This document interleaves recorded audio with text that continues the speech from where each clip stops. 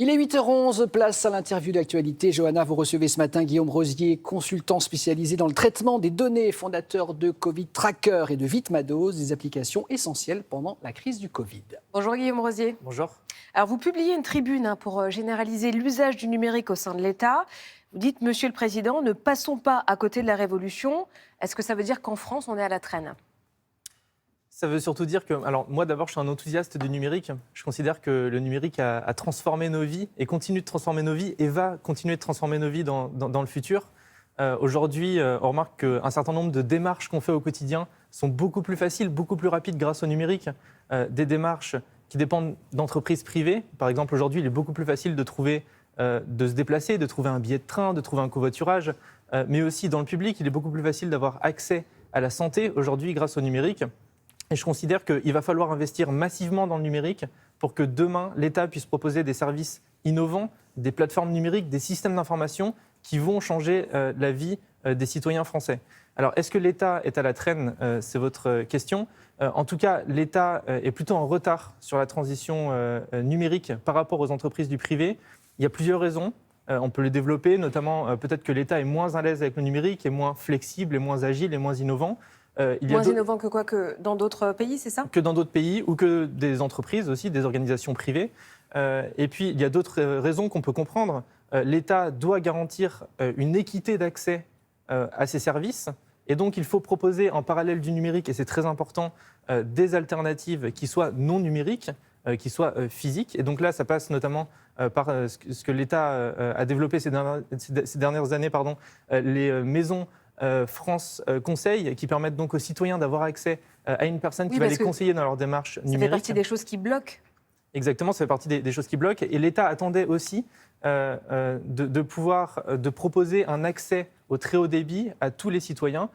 Aujourd'hui, ça commence à devenir une réalité. Il y a encore beaucoup de zones blanches. C'est des zones où aucun citoyen n'a accès à Internet, que ce soit en mobile ou en fixe. Mais ça devient une réalité. Aujourd'hui, on a plus de 99% de la population qui a accès au très haut débit mobile, donc la 4G, la 5G, et plus de 30 millions de foyers qui sont éligibles à la fibre optique et donc au très haut débit fixe. Donc c'est vrai qu'il y a le problème des zones blanches, mais il y a également des personnes, je pense en particulier aux personnes âgées, qui ne savent pas se servir d'Internet, qui ne savent pas utiliser les applications. Est-ce qu'on ne risque pas, avec une généralisation du numérique, en fait, de creuser cette fracture ? Oui, évidemment. Moi, je considère qu'il faut investir massivement dans le numérique et que le numérique va changer nos vies. Et pour les gens qui n'y arrivent pas. Il ne faut pas louper le virage. Mais par contre, il faut savoir que le numérique apporte énormément de bénéfices, mais qu'il y a aussi des inconvénients qui viennent avec le numérique. Celui que vous venez de citer en est un. Je pense que ces inconvénients ou ces problèmes, il ne faut pas en avoir peur, mais il faut en avoir conscience pour pouvoir les prévenir. Donc comment on fait concrètement plutôt que les guérir après coup.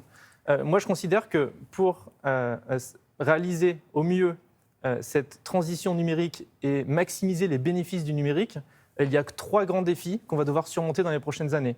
Et celui que vous avez cité est un des 3 grands défis. On le cite rarement, mais je pense qu'il va falloir être responsable. C'est-à-dire qu'il faut un numérique qui soit éthique, égalitaire. Avec un accompagnement, c'est ça ? Exactement, avec une égalité d'accès. Donc ça passe par un accompagnement. Donc j'ai cité tout à l'heure les maisons France Service, c'est très important. Il faut aller encore plus loin à ce niveau-là. Et ça passe aussi par la culture numérique. Il faut que chaque citoyen puisse acquérir une culture du numérique. Et donc ça passe par l'école de la République, puisque les enfants de demain vont devoir apprendre à se servir du numérique pour pouvoir tout simplement profiter de tous les services publics offerts par l'État.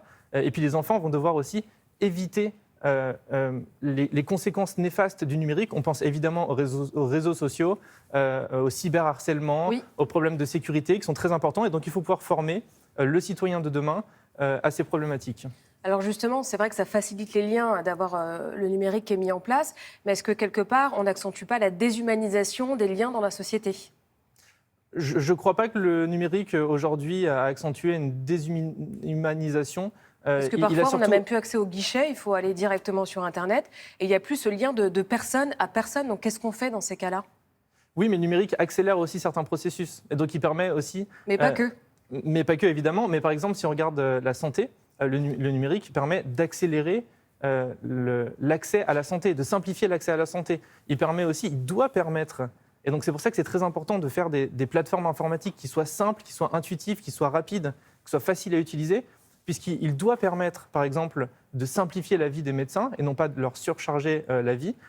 Il doit leur permettre d'accélérer leurs tâches, les processus, les tâches administratives, pour qu'ils puissent se concentrer justement sur l'humain et sur la relation avec leurs patients. Donc moi, je suis convaincu que, effectivement, il y a des risques au numérique, vous en avez cité certains, mais qu'il faut en avoir conscience, et que si on arrive à les prévenir, le numérique peut aussi simplifier nos vies et maximiser justement cette relation humaine physique. Alors un petit mot aussi sur le Covid.